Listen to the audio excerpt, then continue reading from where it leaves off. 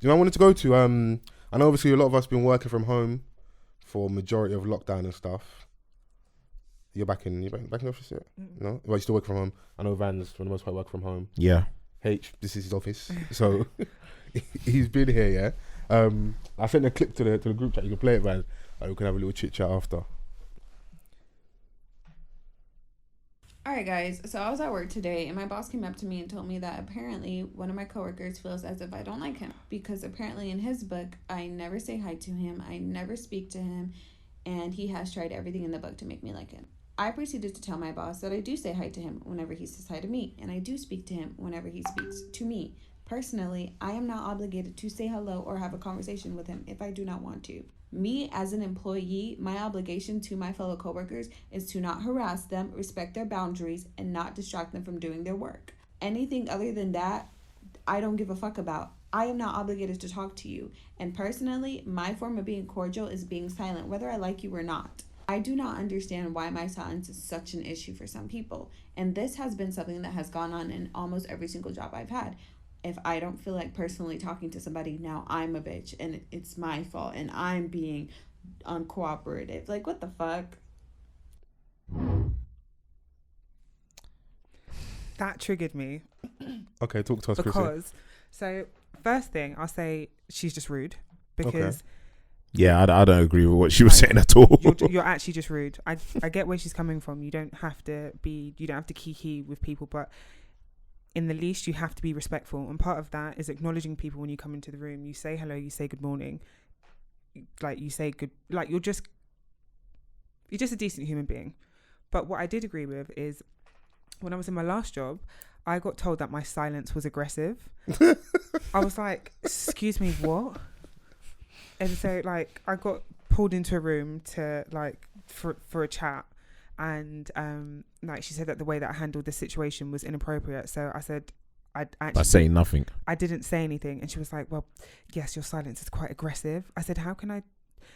And I actually stopped myself at that point because I thought, I'm actually just not going to feed into what you're saying right now. Because if I had tried to defend myself in that point, it's immediately like, we'd sit there and she'd say to me, like, why are you smirking? And I'm like, babes, I'm actually not smirking. At this point, I'm trying to keep some sort of mild positive expression on my face so I don't look like I want to murder the bitch. Okay. There's been times when, like, she's sat there and she's been crying and, like, I've been told that I haven't been empathetic. And who's this, what, a fellow colleague, this management? Is my manager, like, the owner Your of the manager was company. crying? Bro. You better wipe your tears with your salary. Are you crazy, bro? What? I should be crying. No, it was my job that I just left. So when I say this woman was a psycho, and so I get her on that point. Like, there definitely is this thing, especially when you're in a situation where there aren't that many black people, where it's almost like they want you to perform. I'm not going to be happy all of the time. Like, I'm quite I'm always smiling. I'm always laughing. So if there's going to be that one time where I don't feel like laughing, cut me some slack a little bit. Cut me some slack. And she said that I'd have to, that I needed to address it because my mood was bringing the office down. I was like, there are 27 other people in this office. I don't understand why, because I'm not smiling and laughing, like, why that affects everybody else. Like, you're the benchmark for happiness in the office. Like, your mood carries the office. I said, I'm not responsible for the happiness of everyone else in the office. Yeah, you are. How can you just give you like the armband? Like, am I captain of the ship? Like, dance, nigger, dance. I'm not doing this. Nigga, move. That is I've never had anything that brave at work. That's mad. Like, when I hear some people's like stories of work, I'm like, Jesus, bro. I thought I've worked some places, but I can't. What's your type of etiquette like in the office? Like, do you subscribe to that? Do you walk into the office and not say good morning? Bro, it's bad manners, bro. I remember the first time I tried to, like, me and my dad had a little passer and that. I tried to not greet him in the morning, bro. Fam, I almost, like, call childlike because, bro, like, I got with you. Yeah, you got dealt with. Fam. Back then, I was calling me Flog Forever. I got flogged, bro. They weren't calling me Fols, they were calling me flogged. I got flogged. You know anything if you got flogged? Bro, it's rude. It's bad. I couldn't walk in and not acknowledge you, bro. But like in the rude. morning, like, Bro, it's rude. Like, yeah, I understand. Like, say good morning, a innit? lot of like we've spoken so many times about the pressure being black in corporate space, in office, in work in general. Yeah, but you greet people. Like and I would never want someone to come into work and ignore me and not acknowledge me. You know, if you do that, cool. I know I'm never speaking to you ever again. I'm not responding to no emails, nothing. Secret Santa, if I get you, Chuckle. yeah, like, but it's bad manners. You got to agree. And I think the key thing in that video is her saying that, if I remember correctly, was that it's been an issue in most places you worked at. So you sound like the problem. Yeah. People want to get away with like this whole nobody owes you nothing. I don't know anybody. It's basic manners, bro. You greet people, you acknowledge people. Yeah, I'm not saying people should like you're saying people should mistreat you in workplace like that. Yeah. I definitely feel like the person is a bit of a neek that snitched on her. Like, how do you really? Don't snitch at work. It's proper neaky. But if you're saying that you've had this issue at most places you worked at, you sound like the problem. You should greet people, you should acknowledge people. Yeah, no, because do you know what it is? Yeah, like it may not even be like a snitching thing. Yeah, like because you could have that colleague that you're cool with. Yeah, that like you proper get on with. Yeah, and you're just having a conversation with them. Like, bro, like you see my man over there, like he's mad rude. Like doesn't say nothing. Like, you know, never says good morning. You say it to him, he's not saying it back. Like, what go for him?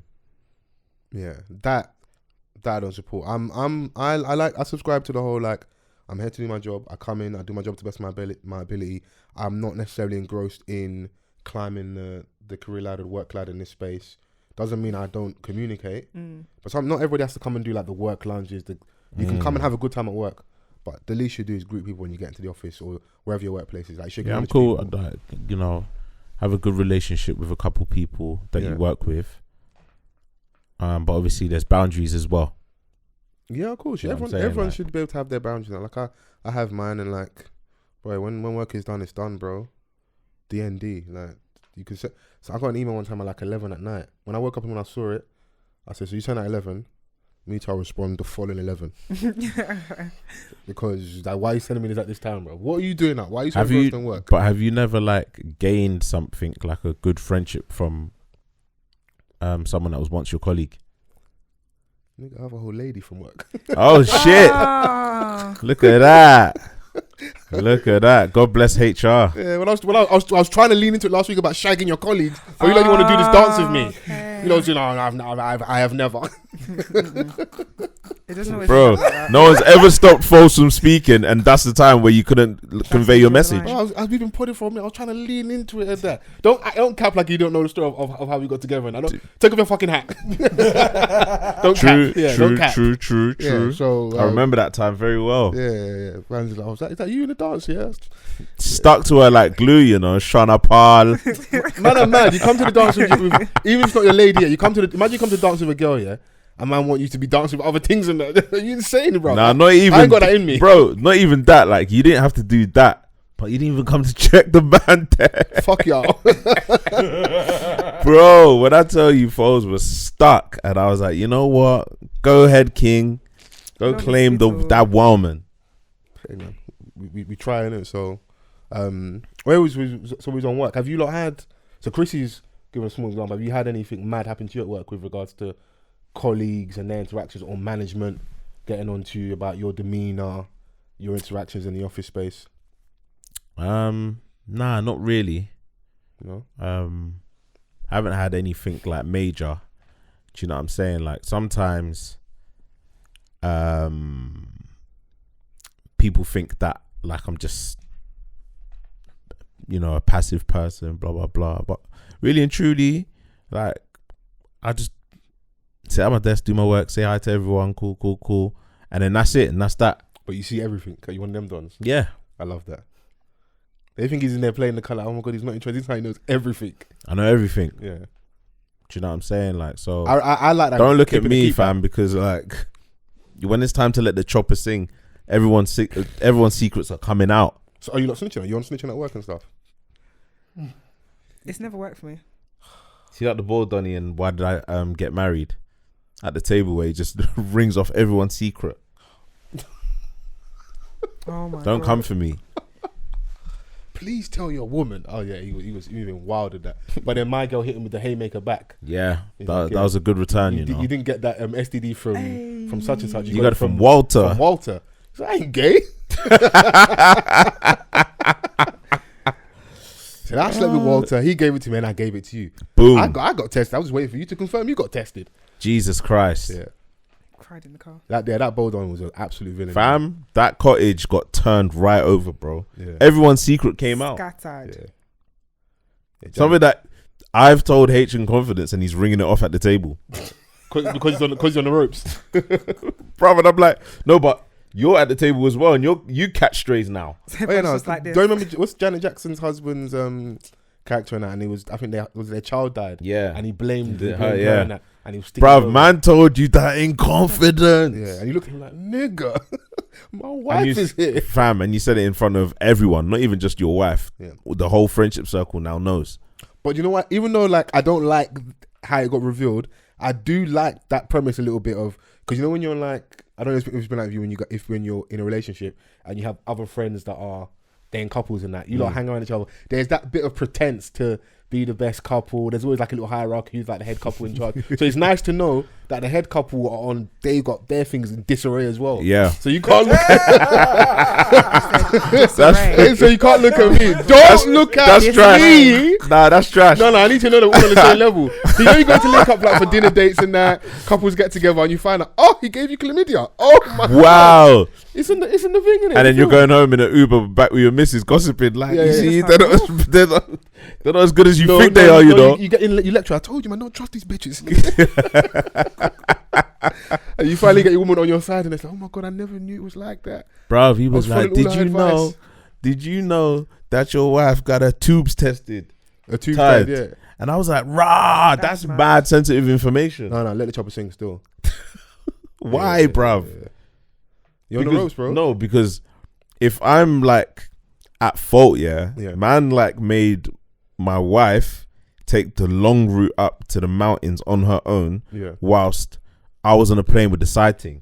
But what his angle was like, Don't you lot are getting onto me like your shit don't stink. Like I'm in the wrong definitely because Jill Scott's character, she had to drive up the mountain. She meets the sighting like gets the- brought to the couple's also like the park retreat. ranger. She meets the park ranger and they have their own thing after. But all the women are getting onto him and he's like, you're creepiest over looking here. park You ranger. tied your tubes, didn't tell your husband. That's mad. You're over here acting like your couple is like the best thing ever. Your husband thinks you're responsible for the child dying. You have a big issue. Leave me alone. Like, I do respect the man. It's like, you know what? The building is burning. Yeah, everybody come with Oh, me. yeah, add oil. But so But no one brought it to attention though. Like you brought the subject to the couple's retreat. You And he brought the was brazy. sighting. He was brazy. And man was sneaking into a room at night. Yeah. We spoke about it before. Like, yeah, his character's crazy. I said bold villains are the worst, bro. Crazy, Yeah. bruv. They're the worst. I love how we just went off on that tangent of that. Yeah, nah, it's funny though. Because you're saying like, so you pretty passive. What about you, H, in regards to work? I mean, You look at me like, nigga, I ain't never had a job. anytime I was in a work environment like that, I've never really had any sort of I'm not a person people really approach like that to kind of have those conversations with. Fair. But then I get from you, you're like, I wouldn't say people please. I feel like you know how to work a room, so you're not. You don't give me the energy that girl would give. Where like, even if you're having a bad day, you would still greet, acknowledge, say hello, and then go and sit in the corner, do your thing. My problems aren't everybody else's problems, so I don't need to project that on anyone. Do you see what I'm saying? That's me personally, though, isn't it? So Yeah. I feel like even if I was in a negative space, tell her that actually now I think about it, I've been in very negative spaces whilst being in work environments and still carried on like I'm here to do my job, innit? I'm not here to dictate people's moods and do that. Do you know what I mean? Yeah. But I know my character, so I can understand where she's coming from. I think she's not understanding if you're working in an environment as a team as well. Part of it's not you have to make everyone happy, but you're part of a team, innit? So everyone else's performance is reflective on you and what you're contributing. And if you are fucking up the room, you're fucking up the room, innit? Do you get me? So I think it comes with being accountable. Do you know what I mean? You're not an isolated individual. There was zero like of that, yeah. Because let's highlight an important point of that clip where she says it happened in 3 other places where she worked at. So, babes, I'm sorry, you're the common denominator here. Yeah, it doesn't make. If it it's doesn't make happening sense. in everywhere you've worked at, yeah, you're the problem, babes. But there's one thing I Don't do a TikTok about it. Look in the mirror first. No, give us the content first. Give us the content and we can flog you. Nah, I thought about one thing though, is that I know some people have like social anxiety in it, so they find, I don't know if this is Summer Walker and that. She's greeting people in the studio. I don't know who this Cheeks first. I don't know about whoever this chick was that was talking. I'm just trying to throw you off on that. But I know some people do have like social anxiety, so some people have come across rude or in certain ways because they don't really know how to interact in large environments, even in small groups. Do you know what I mean? So I get that, but it didn't sound like that was her problem. It sounded like she just didn't want to do it. But You know, like you always want to try and understand. Like I get the premise in it, but like Vans said the same thing. I said the same thing. We're all in agreement. If you're saying you've had this issue in multiple workplaces, it sounds to me like you're the problem. Maybe you need to maybe understand why it's important to communicate. So like maybe she doesn't realize that, like how she may be coming across in it. Like with what you said, I think it's unfair that one person can be bringing down the whole office. I don't like that angle where like, because unless they're doing that with absolutely everybody, and I highly doubt, like in your situation, if another white counterpart or maybe even a man had done that, would they be pulled up as much in it? I don't see like I don't see it. I don't see like a non-management employee having that type of influence. When someone that's in senior management or leading a team, they would have the influence to very true, yeah. to reduce the morale of their team, their subordinates. So it's like when management try that with anyone, that should be the rebuttal. It's you that's bringing down the team. Yeah, no, I love that. It's just true, because how am I? Like we're all in the team on the same level.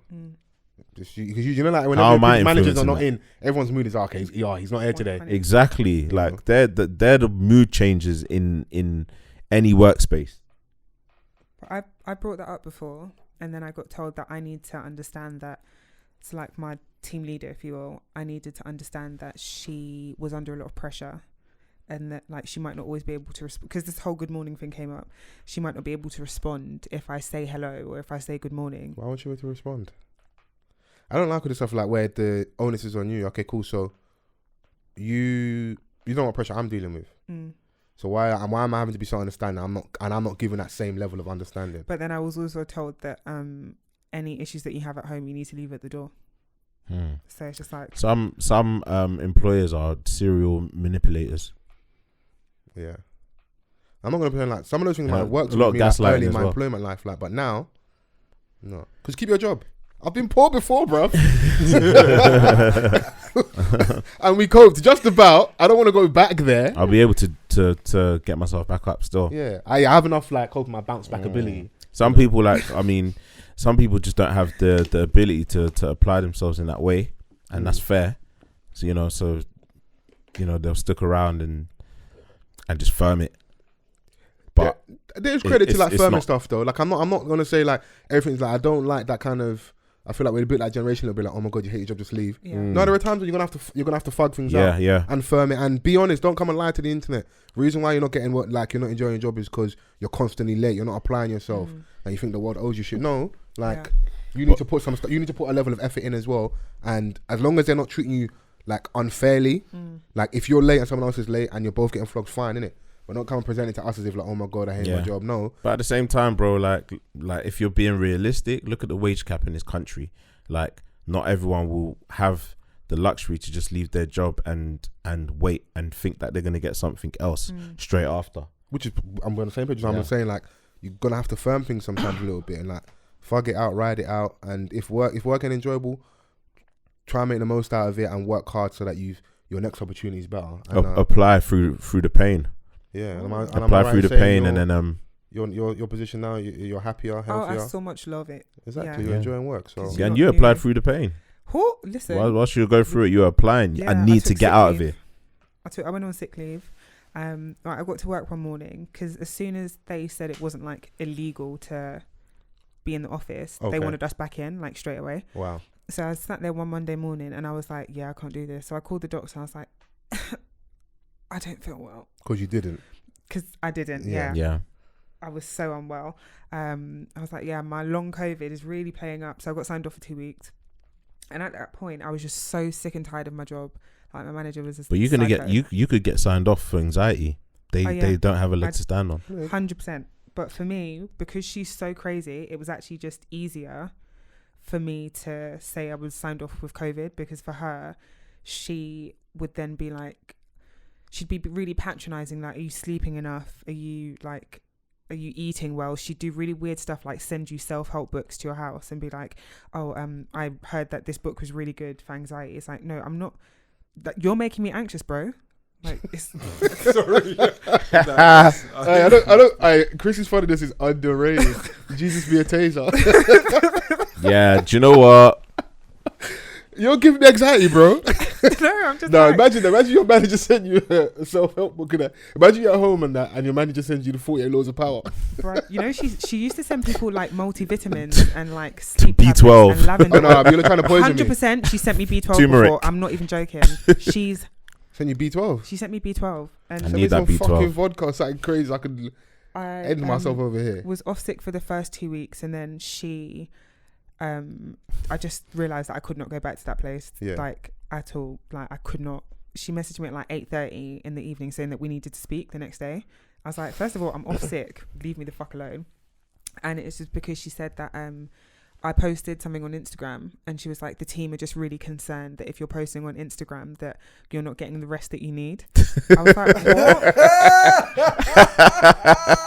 No, they hated you. They hated you. Like, and funny enough, when we in other words, what? Message, so what, you can not work, but you can post. That's basically what your babes are like when they read your messaging. Yeah. Well, you can't message you back, but you're posting on the gram. She was mad. And the end of so like after the first 2 weeks, that happened like towards the end of the first 2 weeks, and then that call happened. I was like, yeah, I can't go back to that place. So I got signed off for another 2 weeks and found a job in those 2 weeks. And I just said to like the recruiters that I was speaking to, I said, I need to have an offer by this point. Love that. I was like, this is what needs to happen. And thank God it did. But yeah, that place was at hell. So you've been through the trenches, man. Hey, I suffered, though. Yeah. I really suffered. Man, that's horrible, man. And like anyone that's going through these dire situations, I hope, you know, that they get out of it. Because listen, man, when you get to, I've gotten to a point where I hated my job, and it wasn't that necessarily because of management or anything like that, or anyone. I just couldn't bear to do it anymore. Do you know what I'm saying? Like, and I just couldn't get a new situation. So it was like, this is affecting my mood, because like I actually don't want to be here. Yeah, because you start dreading leaving work, and that Friday when you finish work, you feel so light. But that Sunday sleep, you can't rest because you know you're going back to that dreaded place. But that's when clock watching, you start feeling like that feeling of feeling stagnant. You got to pull your finger out, put the work in, and utilize your network. And some of the conversations we were having last week with Latif in regards to like checking bands, Glassdoor, talking to people in industries, just giving yourself the best possible chance to improve your situation. Because I'm not gonna act like I haven't been there. I'm even there right now. Like you're looking for something better. Like I'm jaded. Like and the worst thing is like when even let's say work is finished, you don't necessarily carry work home out of hours, but your mood, like it just consumes you so much because you're not happy, maybe not engaging with your loved ones properly, your family. If you got kids, it's like you can't focus, you can't relax, because that's where you spend a lot of your time. Which is why, like, even with that video we were speaking about, like, I want to be happy in my workplace. 100%. You lot saw me. I was miserable, but now, like, I'm genuinely happy where I am, and it like I definitely was jaded at one point, because you think like, oh, like it's a panoramic outside, like it's comfortable here.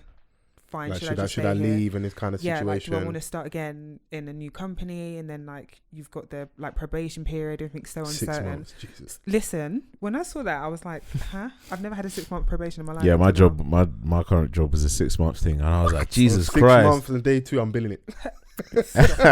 Word to Shikari, baby. Listen, we smoking on that Shikari pack. Yeah, orange pack. But I love it though. Like they've moved to a permanent working from home situation. Dope. So they had we had an office in Liverpool Street before, but now what they've done is gotten or they're in the process of getting a WeWork.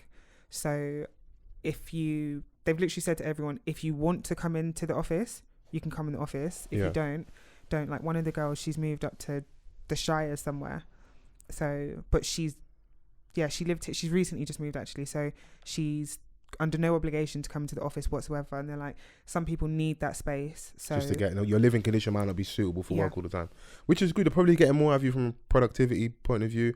If you're happy and you're healthy and work, it's a no-brainer. You're going to perform better. Oh, they sent us these new Fitbits. Yeah. They were like, we just want to make sure that you guys are just active. Okay, it's really important. Go out for a walk 3 times a day. Please take your full hour lunch break. When 6:30 comes, just shut your laptops, guys. It doesn't matter. What's thoughts of the testing of a 4-day week being brought to the UK? 100%. But what's the like 2 ramifications? Is it still 9 to 5? Is it like because we're losing a day, it's now 9 to 8 or 9 to 7? What's the? So in my old job, when you got promoted, you had the option to get a pay rise or stay on the same money and work 4 days a week. Right. So I did like the half and half. So on those weeks where I worked 4 days, I still got the same amount of work done, if not more work done, because I know that I'm not in for the full week. And you realise that for a lot of the time, you can do your job in 4 days. And I think people have proven that, like working from home. There's so much faffing that you do, having a coffee, everyone getting into this team meeting, people doing this, people doing that. If you know that the payoff for doing your work in those 4 days is having 3 days to rest, you're having a Friday off or having a Monday off, you'll get it done.